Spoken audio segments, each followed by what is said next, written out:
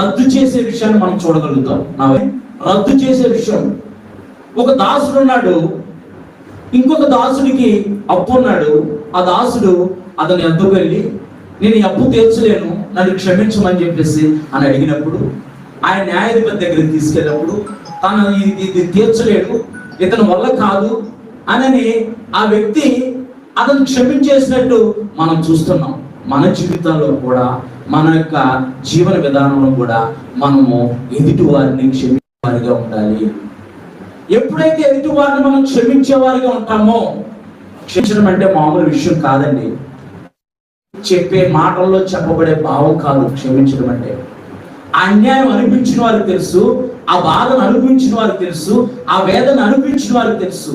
అందుకే దేవుని ప్రేమ మనలో ఉంటేనే గనక మనం క్షమించగలుగుతాం.